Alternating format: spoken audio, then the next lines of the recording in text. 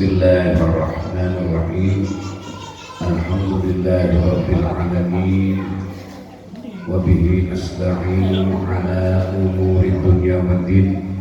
Wassalatu wassalamu ala asyrafil anbiya'i wal mursalin sayyidina wa habibina wa syafi'ina wa qurrati a'yunina Muhammadin wa ala alihi wa sahbihi ajma'in. Qala al-musannifu rahimahullahu ta'ala wa nafa'ana bi'ulumihi fid dharain amin. Rabbi zidna ilma warzuqna fahma. Rabbi shrah li sadri wa yassir li amri wahlul 'uqdatam min lisani yafqahu qawli. Amma ba'du. Para bapak, para ibu, para sesepuh, bini sepuh, juga kepada segenap santri santriwati alumni Pondok Pesantren Miftahul Ulum An-Nadi cabang min Ma'hadis Sidogiri. Mudah-mudahan kita mendapat barokahnya, amin Allahumma amin. Sebelum kami membaca kitab yang biasa dibaca, yaitu kitab Uqudul Wujud, sebelumnya di dalam pengajian ini memang ibadah yang paling utama. Pengajian ini ibadah yang paling utama itu ngaji. Karena ngaji ini gak ada batasnya. Batasnya kapan? Minal mahdi ilal lahdi. Ini batasnya. Batasnya sampai lewis melepunan 6 lemah ini. Kenapa? Karena keutamaan orang yang mencari ilmu, ibadah yang paling besar pahala. Kata baginda Nabi yang disampaikan oleh guru kita, orang mencari ilmu, nuntut ilmu cuman saatan. Saatan ini penafsirannya itu macam-macam. Ono sing sak jam, ono sing sak menit, ono sing sak detik. Pokoknya saatan. Nah, orang yang mencari ilmu saatan khairun min alfi ibadati, lebih bagus 1000 ibadah. Jadi 1000 sholat, 1000 sembayangan, 1000 rakaat iki dikalahno mbek wong golek ilmu 1 jam. Padahal 1000 rakaat lek seumpamane dikalkulasi lek 1000 rakaat mulai maghrib atau isya sampai subuh, dulu dihitung berapa rakaat seumpamanya. Ini diambil biasa, gak terlalu cepat, gak terlalu lambat. Wis sembahyang sunat minuman. Iki insyaallah waktu liburan. Lek digawe sholat 1000 rakaat. Lah padahal dari kanjeng Nabi ibadah 1000 rakaat ngono mau sik luwih apian ngaji nek saja. Apa sih sebab penyebabnya? Ulama sama-sama menafsiri bermacam-macam penafsiran. Ditafsiri ada sebagian penafsir, karena apa? Mencari ilmu itu kok pahalanya kok sangat besar sekali. Karena setelah dikalkulasi, orang ibadahnya bagaimanapun ibadah, sak khusuk-khusuki wong sing ibadah nang Gusti Allah Ta'ala pokoknya sing gak khusuk, sing khusuk temenan ibadah nang Allah Ta'ala tapi tanpa disertai dengan ilmu fakot lahu kano gunani. Jadi keterangan yang lain, ibadatul jahil mardudatun, ibadah wong bodoh itu kano gunani. Jadi masih sholat berarti sholatnya kano gunani. Ya oleh kano gunani otomatis dia gak dianggap sholat. Padahal uang gak sholat satu fardu aja besok di Allah Ta'ala dihukum 50 tahun di neraka. Naudzubillah min satu fardu itu hukuman. Jadi masih wong sembahyang tapi lek gak diterima, lek kana gunane ya berarti salate apa berarti dianggap ora salat. Mungkin wis khusuk tekun salat, ibadah salat tapi tidak disertai dengan ilmu, maka sholatnya percuma. Ini jadi manfaatnya orang mencari ilmu itu memang sangat besar sekali. Apalagi kita ini diiringi dengan niat yang baik, diiringi dengan niat yang baik. Contoh, jadi niat yang baik, seumpamanya kita ini sebagai santri alumni setiap bulan sekali mengadakan pertemuan atau mengadakan pengajian. Ngadak no pertemuan, ngadak no ngaji, wis niat mulai sekarang. Niat ingsun lek ono reunian, lek ono pertemuan alumni, aku tetap katirinya ngaji. Tetap aku katiri ngaji. Wis niat wis pokok di dia aku katanya niat ngaji. Jadi mulai saat awal niat itu sampai pengajian yang akan datang ini berarti dalam masa mencari ilmu.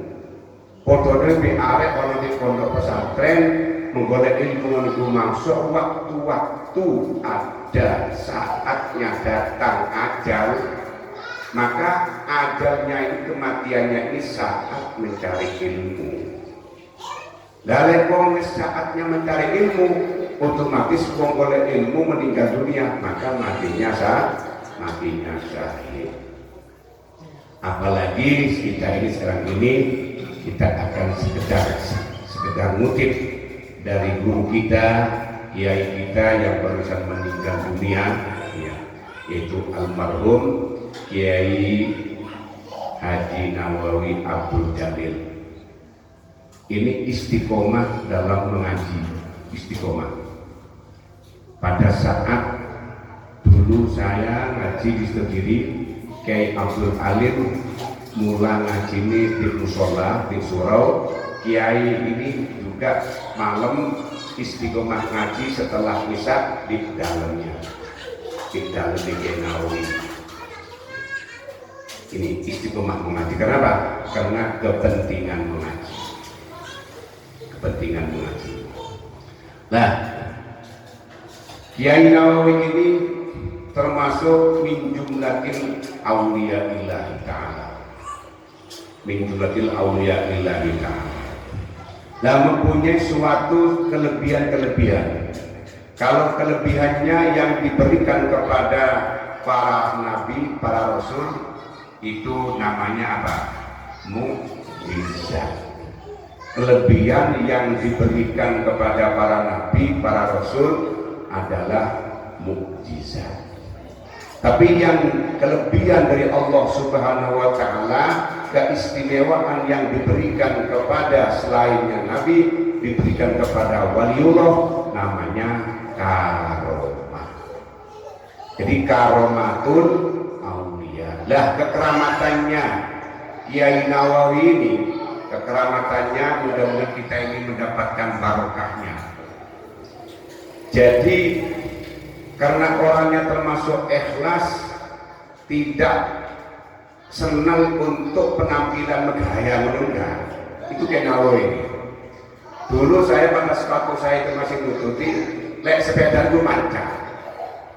sepeda macam pakaian ini biasa. Lah kekeramatannya, karomahnya Kiai Nawawi ini pada suatu saat Kiai Nawawi ini ziarah silaturahim ke Jember. Ke Jember gawa mobil.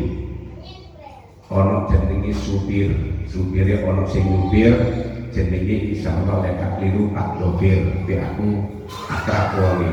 Iku supire nyasani nang Jember. Budal iku bengi budal nang Jember. Otomatis tutup di Jember ya bengi bisa. Lah jalannya di jalan raya sebagaimana biasa. Ternyata di dekatnya Jember ini ada suatu jembatan, tidak tahu supirnya ini padahal jembatannya itu rusak. Jembatan itu rusak. Nah setelah jembatan itu rusak, otomatis mobil kaiso liwat. Karena tidak rusak, coba mendengar dia rusak, terus bunyi, gak ngerti rambu-rambu, akhirnya gak basahin supiri. Ya akhir terpaksa kono di jembatan. Sedang di jembatan katini balik maneh ngulon waktu, katini ngetang gak iso lewat. Kenapa? Karena jembatannya rusak, terteke rusak jembatan itu mau. Akhirnya bingung jenenge supiri ya Allah balik. Akhirnya Kiai Nawawi mundur. Wis ini ae. Aku tak mundur, bir. Sampeyan setiran wis tumpaan wis sampeyan wis. Terus ayo tumpaan mobil kuwi setiran sampe. Jadi bingung, dikongkon Kiai tapi ternyata rusak, aku kongkon tetap kongkon budal. Akhirnya supirnya nikah. Bisa temen aku di cangkolan cari muncul cangkolan. Anu yai, kula niki lek kajenge nyupir betul kula jembatane kula terabas mawon. Tapi syaratnya panjenengan kudu muda. Panjenengan itu melok muda. Dari itu lek roto sitok kayak roto kabeh. Jadi kayak roto sitok roto kayak untuk kabeh wis kan. Lah aku telurut supaya aku yo postingnya. Akhirnya ya iku munggah. Bumi wis. Sedeng wis munggah. Akhir dikokor wis ayo wir. Uripen mobil iki. Kok ngene yo sampean mari dioper siji kasen jegek. Pertama kon sampai melempar. Akhirnya supir niku mau nyetater mobilnya langsung dioper siji langsung digas gak kroso jok mobilku melaku ternyata murah-murah kalau di etan jembatan kapan sih melaku murah-murah mobil itu kalau di etan jembatan terletak sing rusak niku mau sing mobil ora iso lewat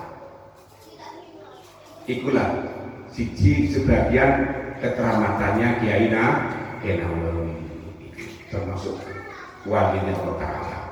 Tapi secara singkat mari teko Jember mulai bunyi bisa sedang mulai bunyi karena Jember itu biyen tempatnya alas dulu kalau kami menggani jati-jati itu mau hari pada suatu saat bunyi-bunyi mulai teko Jember lewat alas-alas itu mau di tengah alas mobil macet sedang macet kok macet didelok di supire ya iku kano bensin sedang bensin bengi sekitar jam 3 ke atas golek bensin di tuku-tuku di warung-warung itu mau kano wong sing dodol bensin las sing ono dodol kopi dodol banyu lek dodol kopi dodol banyu begitu ono akhirnya balik nang mang mobil sing macet niku mau disumpahi di Kiai Nawawi mau akhirnya matur Yai kula niki Yai pantes bensin sampai tutup ten pojok-pojok sampai teng pinggir-pinggir boten wonten bensin ya rukun kiai. Apa sing ono iku? Sing ono warung wedang mek banyu putih niku mau. Ono banyu putih. Di wonten grone banyu aku wae di wonten. Wis tuku tua ya. Tuku aku. Akhir balik maneh supire tuku aku wae. Sedeng tuku aku wae, akhire aku wae mau kokon lebokno nang tempat bensin. Kokon lebokno nang tempat bensin. Sedeng nang tempat bensin langsung dilebokno pesen. Iki ojo dibuka-buka sampai tutup di situ kiri ya. Langsung ditutup. Sedeng niku mau supir munggah nyetak mobil niku urip. Mobil urip cuma sampai dibuka ini. Sampai tutup nang sido kiri. Teko Jember nang sido kiri kalau bensin cukup aqua. Iki lek jujuk karomah gak iso. Endi ono banyu iso melakokno mesin. Iku karomah Kiai Nawawi. Nah termasuk orang solih. Nah orang solih ini kalau disebut-sebut idza dzikra sholihin yang dilu rahmat. Lek wong soleh itu disebut maka orang yang nyebut itu mendapatkan rahmat dari Allah. Pokoknya nyebut wong soleh rahmatnya mudun.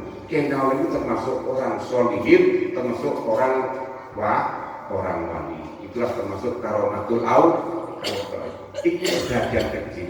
Lahir keistimewaan ini kenal masalah ilmu.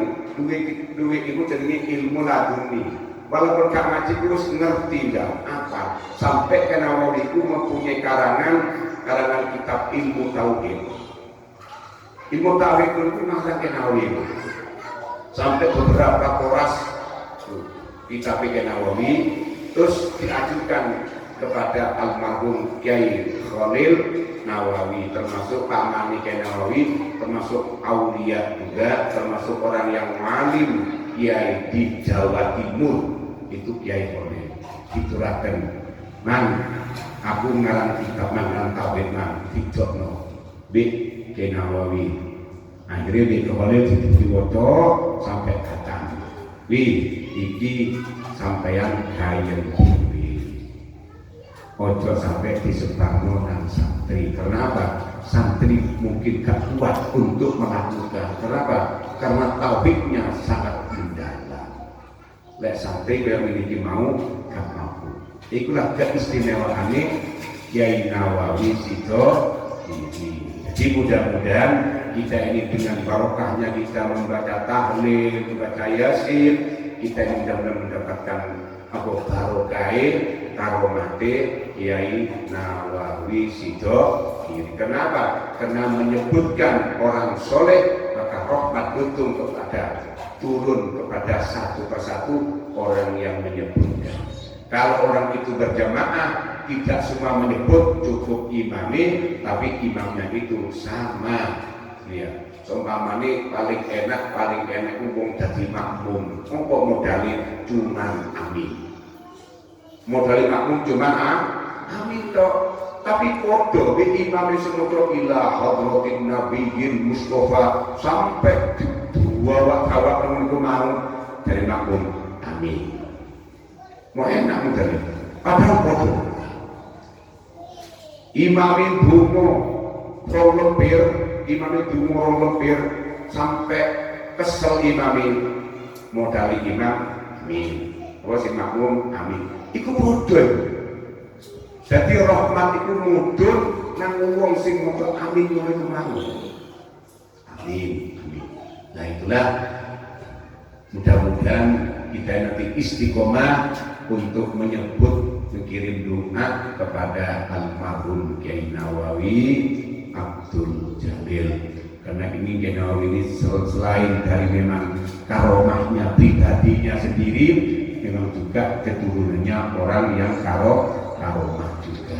Itu namanya Kiai Nawawi. Ini jadi alumni, ayo ojo ndak iso pada saat tahlilan baik di pondok maupun di masjid besok peluangkan emang apa barangkali mendapat barokahnya aulia illah karomatul aulia Nawawi, kita ini bisa barokah jadi wong sing soleh juga, anak-anak kita semuanya menjadi anak yang soleh, anak yang solihah dengan barokahnya karomatul aulia dari almarhum Kiai Nawawi.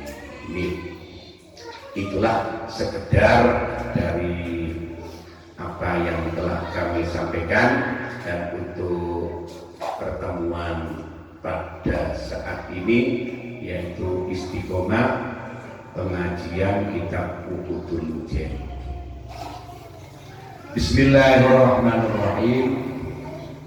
Kelanjutannya dari keterangan bulan-bulan yang lalu, yaitu tentang masalah bolehnya orang laki atau perempuan melihat, orang perempuan melihat kepada laki-laki atau wing wedok wedok nang lanang pada saat ono wong wedok kering utawa wong lanang kering dijenengi dokter utawa dijenengi dukun. Itu keterangan yang sudah dibaca. Kesimpulannya, lek ono wong kering dukun iku oleh mijet oleh delok nang wong wedok, tapi syaratnya lek kano wong wedok tukang pijet, kano dokter wedok, jadi dokter lanang oleh nambani.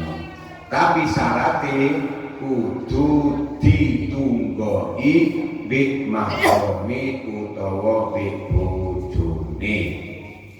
Jadi lek ono wong priksa, lek ono wong wedok nang priksa nang dokter utawa nang dukun pijet atau lain sebagainya, mahromi untuk ono di sampingi.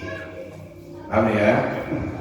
Lek kamu sing nunggoi, lek wong itu sehat karena manusia itu punya nafsu, punya akal. Nah, ini cara boleh wong lanang yaitu meriksa wong wedok itu dengan syarat kano dokter wedok, kano dukun wedok, tapi syaratnya kudu ditunggoi bi mahromi utawa bi bojone. Juga sakwalihe sing lanang yo pisan, sing lanang pijet nang wong wedok, priksa nang wong wedok, suntik nang wong wedok gak jadi masalah, tapi syaratnya kudu ditunggoni bi mahromi, ojo ditulno dhewe. Pasal berikutnya al-fasl awal fi bayani huquqiz zaujatil wajibati ala zauji. Pasal yang pertama tentang menerangkan hak-haknya seorang laki-laki kewajiban kepada istrinya. Kewajibane wong lanang nang bojo wadon. Iki judule pasal yang pertama al-faslul awal fi bayani huquqiz zaujatil wajibati ala zauji. Itu pasal menerangkan hak-haknya bojo wadon sing wajib bagi bojo lanang. Allah Ta'ala fi suratin nisa wa ashiruhunna bil ma'ruf ay bil adli fil mabiti wan nafaqati wa bil ijmali fil qawli wa qala fi suratil baqarah walahunna al-ayat. Dawi Allah Ta'ala dalam surat Nisa, Allah Ta'ala memerintahkan kepada seorang suami wa ashiruhunna bil ma'ruf ay bil adli. Kumpulono bojomu kabeh dikumpuli dengan bagus. Maksudnya bagus ditafsiri bil adli, dengan adil. Nah, dengan kalimat adil ini bagi laki-laki yang mempunyai istri lebih dari satu. Jadi lek duwe bojo luwih teko siji, ini kudu dengan adil. Dalam adil apanya? Fil mabiti, di dalam apa? Di dalam menyeraungi, nginepi, wan nafaqati, lan memberikan nafkah. Kudu adil. Ojo pilih-pilih pulane sing bojone sing tuwek wis kurang nafsu, sing nom, sing anu dong-dongi nafkahe apa? Iku dibedakno, gak oleh. Secara hukum tidak boleh. Dan juga walahuna alal azwaji mithul ladzi lahum alaihinna min huquqi fil wujubi wastihqaqil muqalabati 'alaiha la fil jinsi. Dan juga kewajiban dari seorang suami, jadi kewajiban dari seorang suami adalah memperbaiki serawung dengan istrinya. Jadi kudu memperbagusi sekiranya bojo ya apa carane bojo iki iso apik. Jadi sing lanang kewajibane ngono mau, hak-haknya seorang suami untuk memperbaiki kepada istrinya. Dalam apapun, dalam ibadah ya apa carane bojo iso apik. Ya apa carane bojone ngono mau secara hukum iso ngelampahi.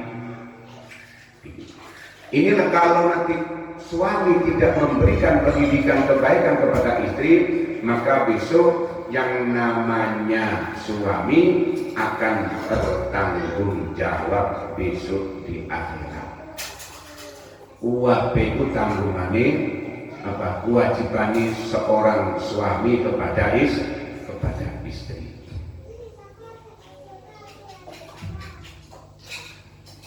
Dan juga qala Ibnu Abbas radhiyallahu anhu makna zalika. Jadi ada seorang sahabat menyampaikan, perempuan istri kalau berpakaian berhias, ini suami juga harus mempunyai kewajiban untuk memberikan pelajaran kepada istri. Ya apa pelajarannya? Dek, kon gayo lipen sing kandel apa-apa dek. Gayo apa? Wedah sing api ora apa-apa dek. Tapi sampai pun niati sampeyan ojo diniati untuk hiasan kepada selain aku deh. Jadi hiasannya istri ini sing lanang kudu ngekeki pengertian. Dikeki lho. Kon tuku klambi sing anyar musuh api meniku mau deh. Ojo mergo seragam kanggone pertemuan ojo. Jadi gawe pakaian api, gawe kudung api, gawe sandal api, kudu diniati untuk menghibur suami. Juga begitu. Kama tuhibbu an tatazayyana li hadhil ayat. Juga seorang suami karena punya istri berpakaian apapun untuk menghibur kepada istri. Jadi sakwali ngono. Jadi sing pakaian sing wedok wedahan, sing wedok lambian-lambi wanyar api ngono mau. Jadi cek gak mempunyai beban dosa, ya cek gak dosa nang Allah Taala, yaitu untuk menghormat suami. Dan juga suami berpakaian apapun, juga berhias apapun, untuk menghormat istri ini cek sayang, cek seneng aku iki gawe sarung Samarinda BAS mini iki kanggo sampeyan. Aku katene gawe apa gawe lambi api iki kanggo sampeyan, duduk kanggo liyane. Itu cara setelah singkatnya kenapa wali rijal alaihinna darajah ay fadilah min wujubi ta'atihinna lahum lima dafa'uhu ilaihinna minal mahri wali anfaqihim fi masolihim. Dan juga seorang suami itu punya kewajiban yang sangat besar. Apa kewajiban yang sangat besar? Adalah termasuk mas kawin. Mas kawin. Nah, di dalam mas kawin, seumpamanya pada saat akad nikah, ini perlu diperhatikan sungguh ini, karena barang remeh, tapi kadang-kadang bisa-bisa terpleset. Pada saat nikah, sing wedok jaluk mas kawin larang. Karena sing wedok iku gampangi ayu sing disenengi bojo lanang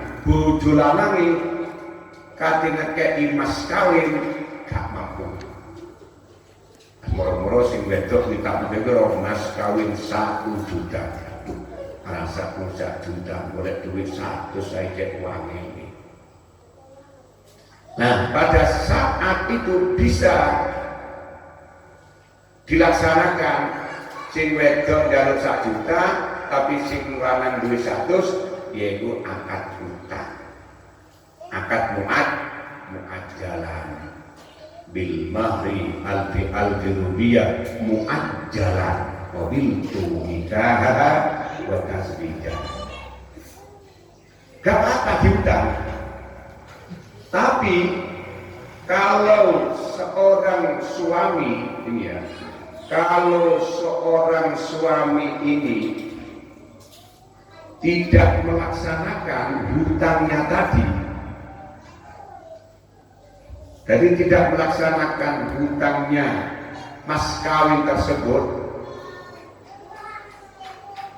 gak dipenuhi, ternyata sing lanang itu tetap kumpul sama istri, kumpul ke bojone beberapa tahun gitu, sering diutang,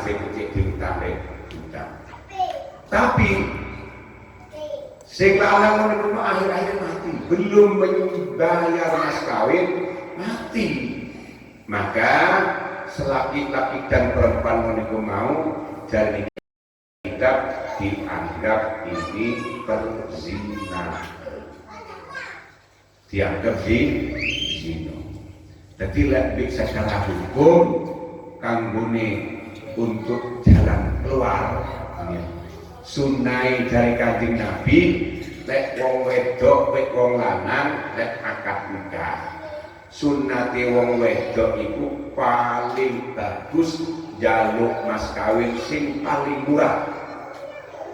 Seumpamane sing wedok jaluk mas kawin 50.000 sunat, tapi sing lanang sunat memberikan mas kawin yang lebih besar.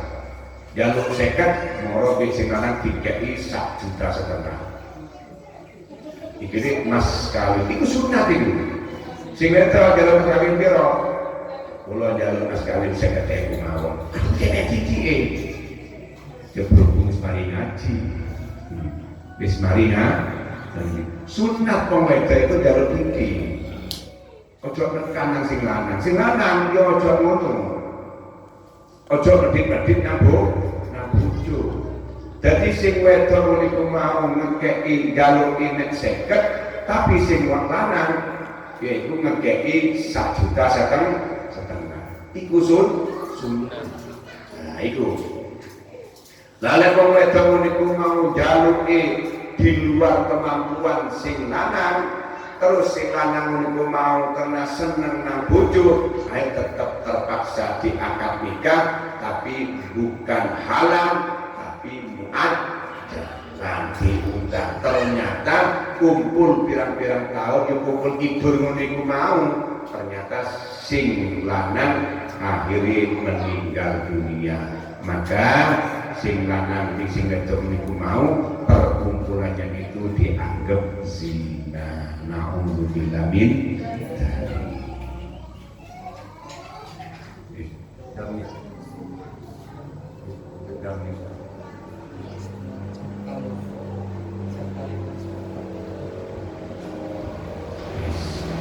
untuk sementara ini barangkali ada pertanyaan, barangkali ada pertanyaan masalah hukum. Selain ini kami sekedar untuk mengingatkan ya, karena ini pengajiannya umum, cuma kitabnya saja judulnya itu Ubudul Jen, kampung ibu lanang budu wedok itu judulnya. Tapi masalah hukum luas, lebih-lebih masalah sholat, masalah berjamaah dan lain sebagainya.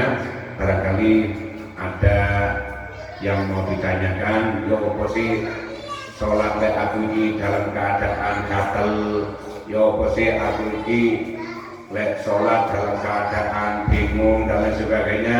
Barangkali ada yang ditanyakan bagi ibu-ibu menurut ono sing katanya lek carane adus yo apa,